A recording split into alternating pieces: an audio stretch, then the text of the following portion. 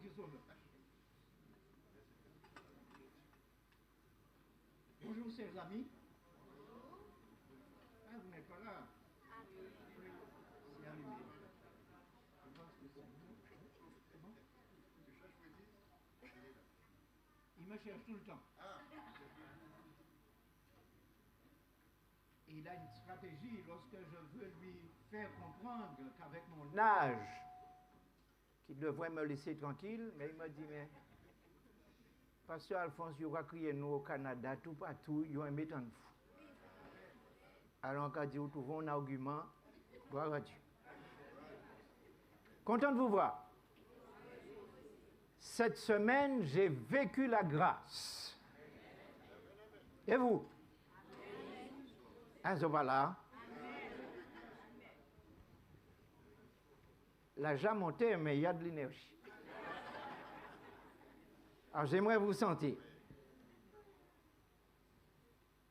Content de vous voir.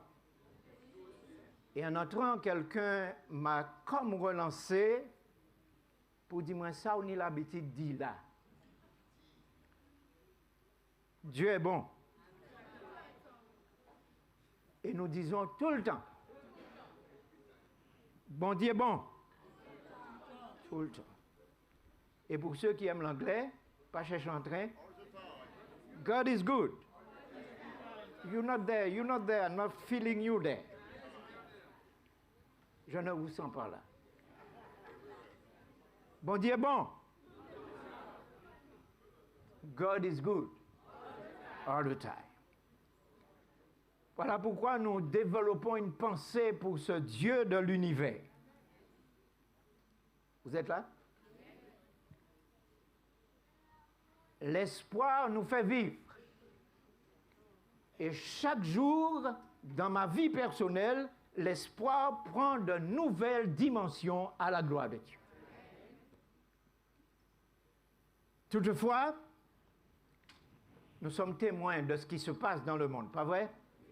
Bien, pas bon. Moi, je suis là, mais nos anciens, ils disaient, et puis fan qui fait les. Malheureusement, nous ne sommes pas là, hein? Mais effectivement, il y a plus fan qui fait les. Mais avec la grâce de Dieu, ça ira. Lorsque les choses ne vont pas pour le monde, mais pour le peuple de Dieu, ça vient. Nous sommes toutefois témoins de la corruption qui existe dans le monde. Et l'Église n'a pas épargné. Il y a posé en question, est-ce qu'on doit accepter dans l'Église telle ou telle chose? Je ne vais pas rentrer dans les débats. Mais tout simplement, j'aimerais vous dire que Dieu a un plan pour son Église. La Bible nous la révèle. Vous êtes là? Il a mis son plan à exécution dans les temps anciens. Pas à l'ancien. Il est là. Dieu a mis son plan à exécution. Il continue à mener à bien son œuvre et il le fera, il l'emmènera jusqu'à son paroxysme et nous disons gloire à Dieu. Chalet là qu'a fatigué les autres.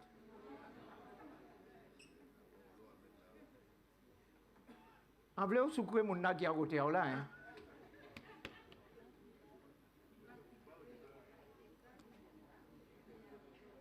J'ai choisi deux personnages illustres des Saintes Écritures.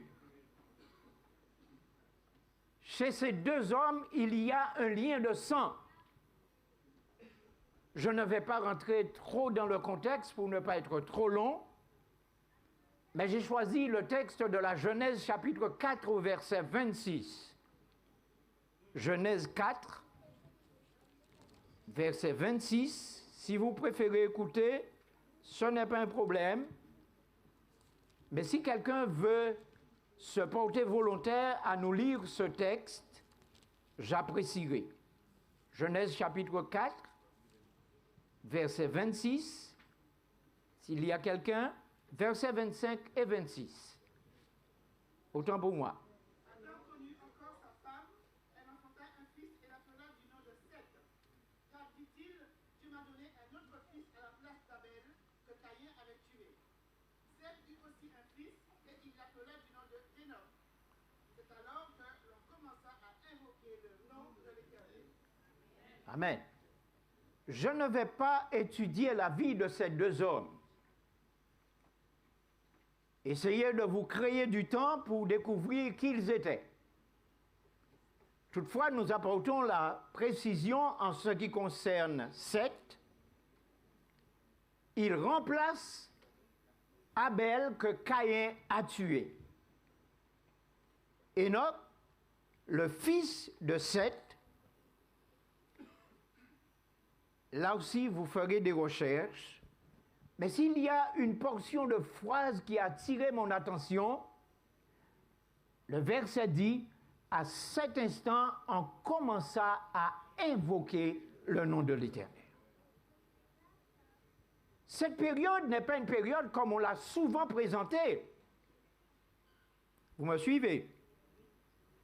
J'aimerais attirer votre attention sur le niveau d'intelligence qui existait à cette période.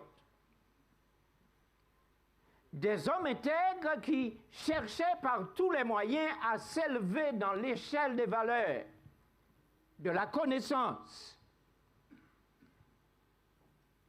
Nous pourrions les qualifier de géants de la pensée. Ce sont des hommes qui ont réfléchi, qui ont étudié.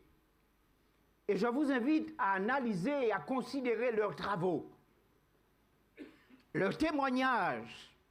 Ces témoignages nous sont laissés en vue, comme je l'ai dit tout à l'heure, de susciter l'espoir dans la vie du peuple de Dieu.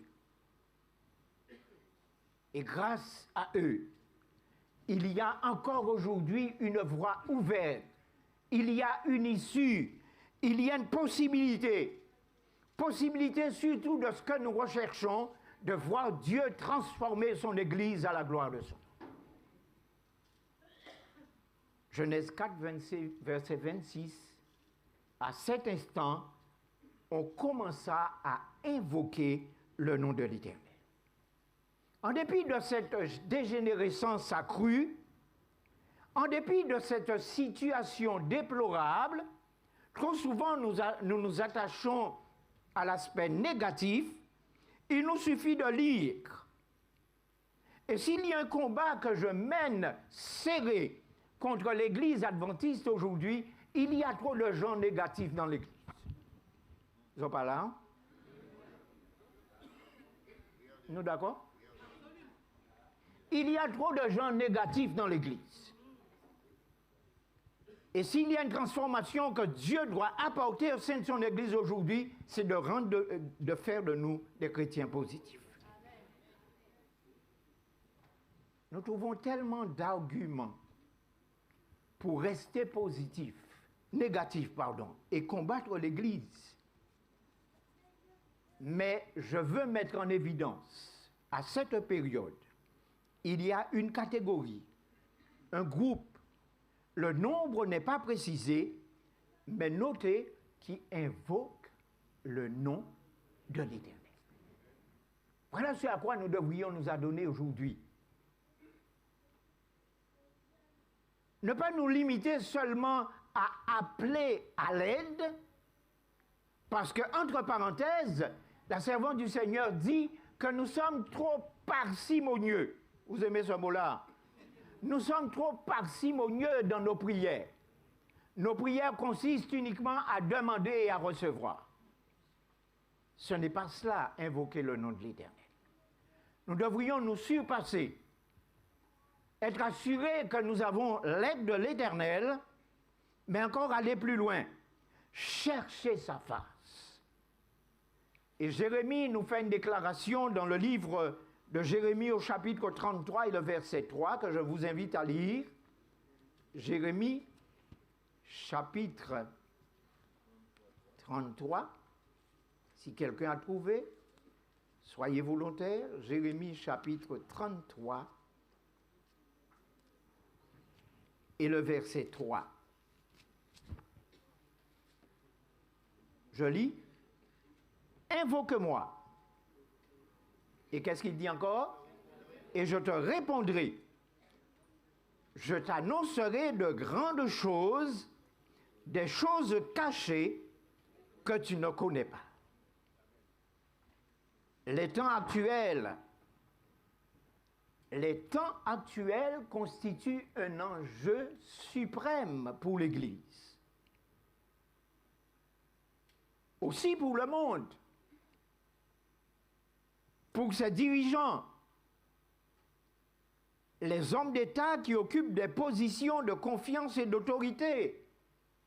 Et nous pourrions prolonger des penseurs, hommes et femmes de toutes classes. Il y a un détail qui retient notre attention, c'est que tout ce beau monde fixe leur attention sur les événements de notre époque. Mais ils ne savent pas interpréter, ils ne savent pas comprendre. Vous n'avez qu'à analyser. Ces hommes, ils observent les relations internationales, l'intensité croissante de chaque composante de l'histoire terrestre, et ils reconnaissent qu'il y a une situation grave et décisive qui est sur le point de se déclencher, une crise prodigieuse. Nous ne sommes qu'au début. Famille en nous t'a dit, chalet là ou quoi point là, c'est manche là tout seul. Manche là tout seul. Mais au pot senti chalet. Que la belle, hein?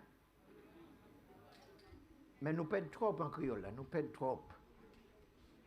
Alors je m'adresse à la jeunesse pour leur dire que les choses vont devenir corsées et difficiles, mais sans être négatif, puisque je l'ai prêché, Dieu prendra soin de nous.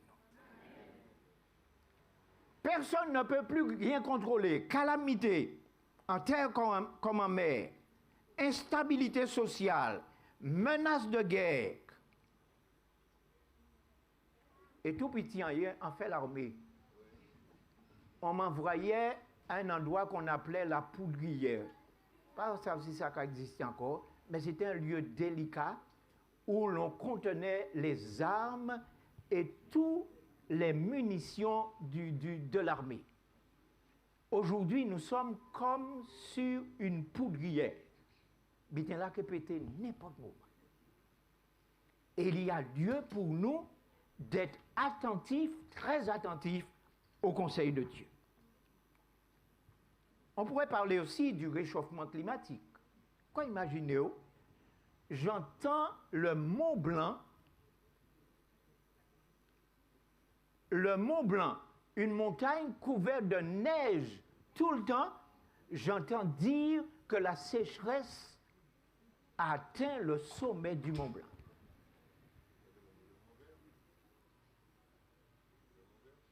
Ça nous laisse à réfléchir et à comprendre qu'il y a quelque chose qui va se produire. Sans parler de Guadeloupe, pas ni de l'eau, le manque d'eau. À Capesterre et dans les régions là, il y a un manque d'eau, personne ne comprend. Le manque de produits à la consommation, je ne vous apprends rien. Des fois, madame la vous moi en boutique. Et là, on met des petits bitins en caddie là. En caddie, mais quand il dit, j'ai dépensé 50 € là. Et ben, il y a rien. Et comment de mon nez.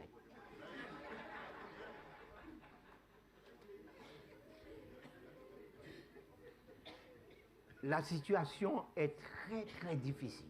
Toutefois, j'aime détendre l'atmosphère, mais pas là pour faire cinéma. Hein? Nous revenons aux dures réalités de la situation que nous vivons. Le temps que nous vivons est important. Les forces du mal se conjuguent, se consolident, de grands bouleversements prendront bientôt place dans notre monde et les événements de la fin se précipiteront. Nous bien toujours en Guadeloupe. Ah oui? Nous sommes encore bien. Mais pour combien de temps?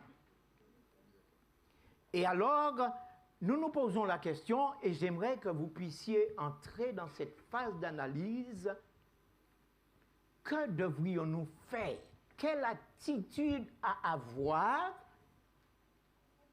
Quelle attitude à avoir pour démontrer réellement que nous veillons un regard sur son peuple? Certes, Dieu nous garantit de cela.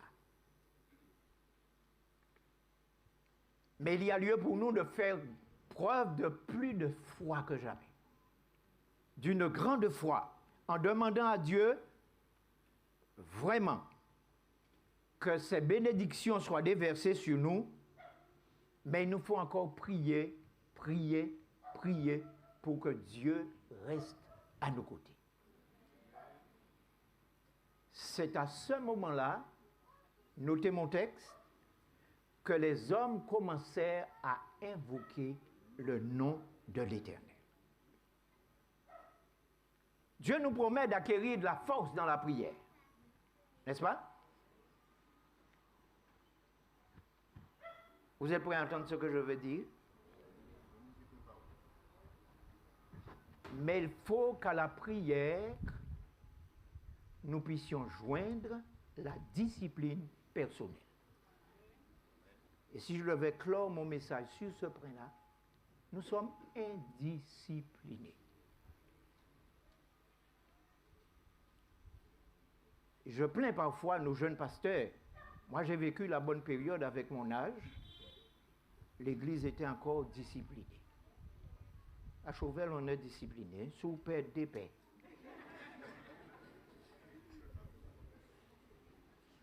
Mais l'indiscipline s'installe au sein de l'Église de Dieu aujourd'hui.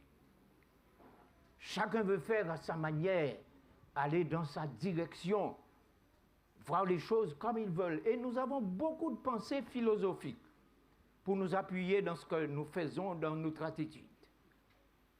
Souvent, nous disons à l'autre, eh bien, vous, bon Dieu, qu'à vraiment.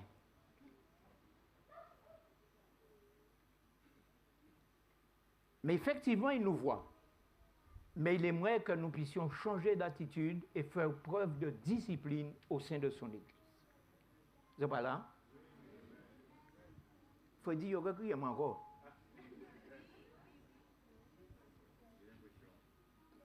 En quel Kevin? D'accord. Rien n'excuse l'attitude que nous pourrions développer. Et même lorsqu'un dirigeant aurait une attitude envers vous, rien n'encourage le découragement. Vous m'avez entendu? Beaucoup ont trouvé des excuses pour quitter l'Église à cause du Covid. Covid ni bon dos. Beaucoup trouvent des excuses pour être en Zoom. Et comment pas fort dans ce langage-là, ça? Mais il y a lieu pour nous de nous montrer disciplinés au sein de l'Église de Dieu. Cette Église en a besoin. Et comme pour vous relaxer, je vous invite à vous tourner vers la personne qui est à côté de vous pour lui dire la grâce de Dieu dans ta vie. Tout simplement.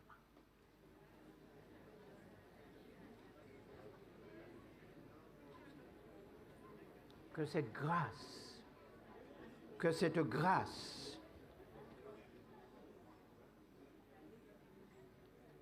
et le psalmiste déclare dans le livre des psaumes au chapitre 17 et le verset 6,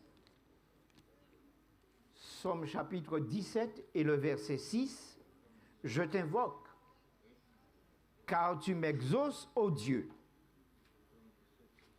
Incline vers moi ton oreille, écoute ma parole, signale ta bonté, toi qui sauves ceux qui cherchent un refuge, et qui par ta droite les délivre de leurs adversaires. Garde-moi comme la prunelle de l'œil, protège-moi à l'ombre de tes ailes.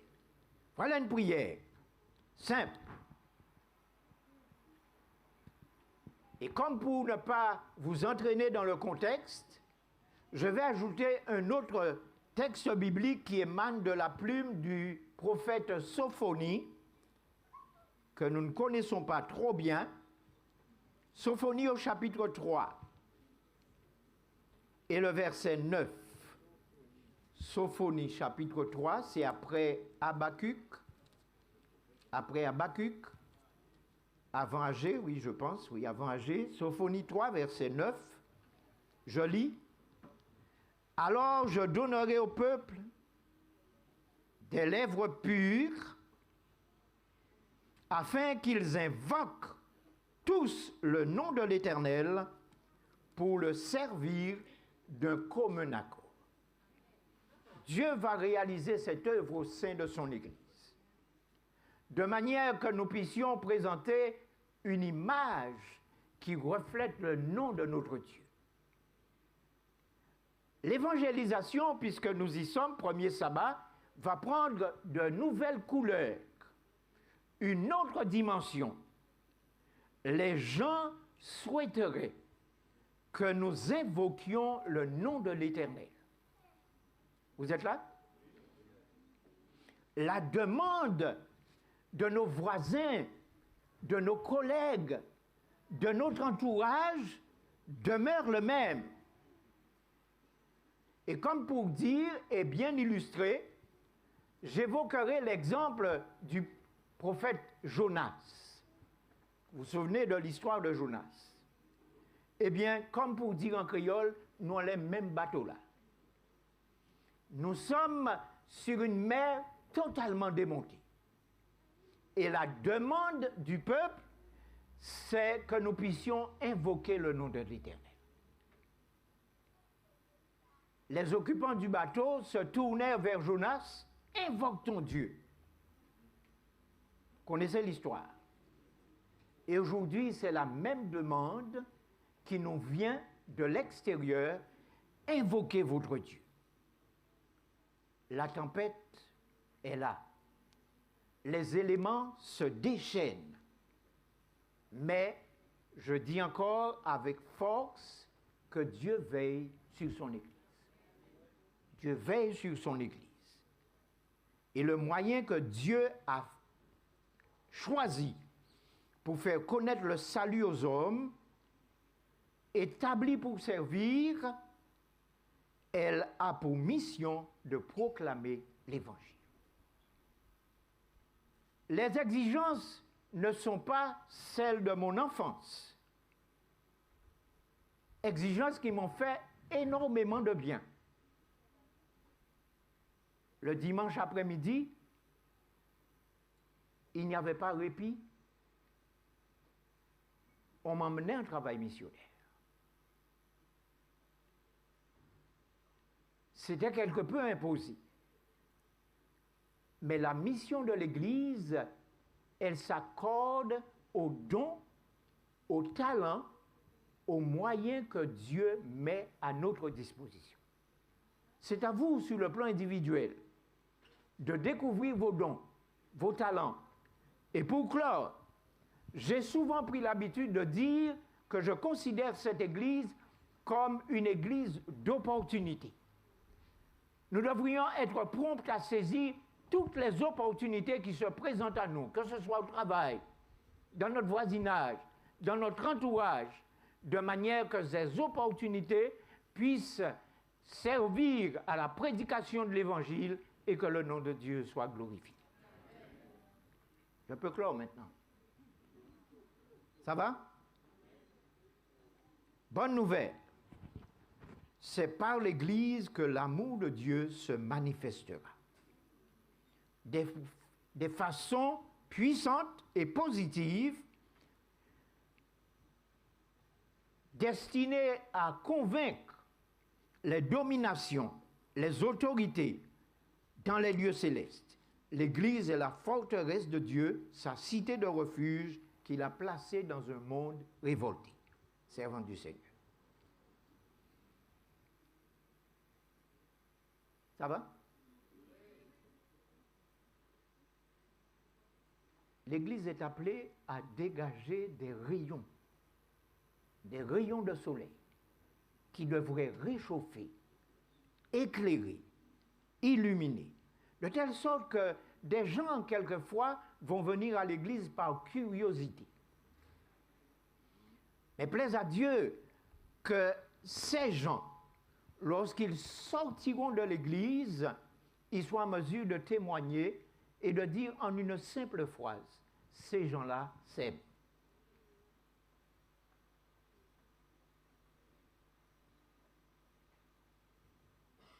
Ils étaient venus juste pour voir, juste par curiosité, mais l'amour qui se vit à l'intérieur de l'Église a laissé un impact dans leur vie. J'ai connu cet amour dans l'Église de mon enfance. Je pourrais vous garder toute la journée. Mais je me souviens encore du respect qui caractérisait les membres d'Église. Si quelqu'un devait sortir le sabbat, il prévenait l'Église. Je serai absent et il donnait la précision, je serai à tel endroit. Et lorsqu'il revenait, il venait avec une carte de remerciement de l'Église pour signifier qu'il était à telle Église. Aujourd'hui, les membres ont tendance à me dire, pasteur, occupez des affaires.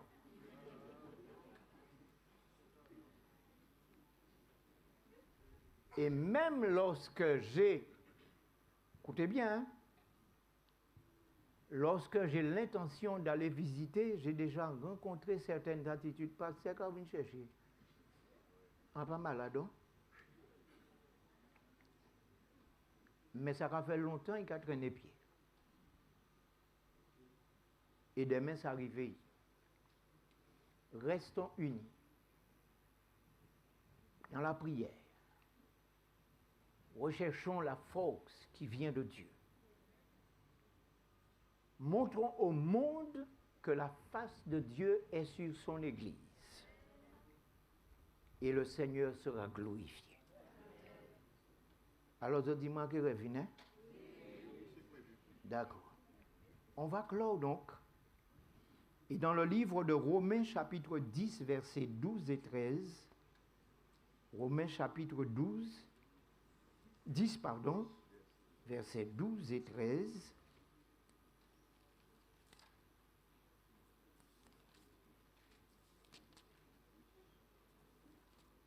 il dit ceci, il n'y a aucune différence, en effet, entre le juif et le grec, puisqu'ils ont tous un même Seigneur qui est riche pour tous ceux qui l'invoquent. Car quiconque invoquera le nom du Seigneur sera sauvé. Des individus, ils n'ont pas encore la force, compte tenu des difficultés de la vie, pour invoquer le nom de l'Éternel. Ils ne croient pas pleinement que Dieu puisse les relever. Il est de mon devoir, de ton devoir, d'invoquer l'Éternel en leur faveur, et Dieu agira certainement. N'ayons pas peur. Incendie, séisme, j'ai appris qu'hier soir, la terre a tremblé à Martinique, continueront à se répéter, des inondations hors période, furie de tempête, nous avons été avertis. Dieu, toutefois, ne luttera pas toujours avec les hommes. Il a fixé un temps. Toutefois, sans me contredire, il ne voudrait pas que son Église soit alarmiste. Trop souvent, nous avons tendance à faire peur aux gens. Ayons plutôt de la compassion. Cherchons à rassurer le monde. Essayons d'emmener le monde au pied de Jésus-Christ. Psaume 116, verset 13. Psaume 116, verset 13, avant-dernière déclaration pour ce midi. Psaume 116, verset 13 et verset 17, si quelqu'un a trouvé. Psaume 116, verset 13 et verset 17.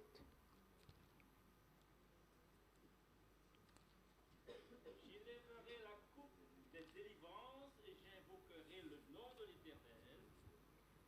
J'offrirai un sacrifice d'action de grâce et j'invoquerai le nom de l'Éternel.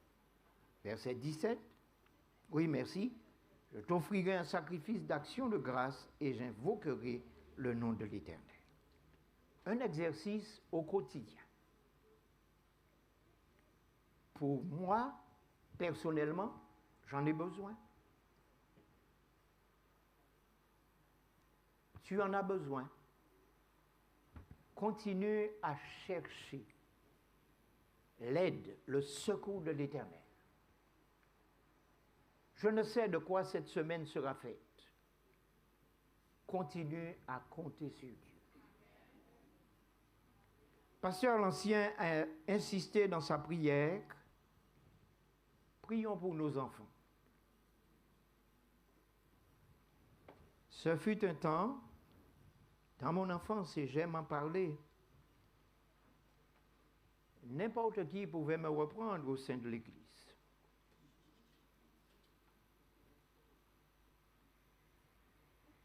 Et de manière forte. Et je vais poursuivre, même dans la rue, quelqu'un pouvait me reprendre. Et je vais poursuivre. Même si, au niveau des adultes, les gens t'es qu'à nourrir un petit cochon, ça n'a pas été fait à vous. Je ne me permettrai pas de passer sur quelqu'un que mes parents ne disent pas bonjour. Cette personne-là pouvait me corriger.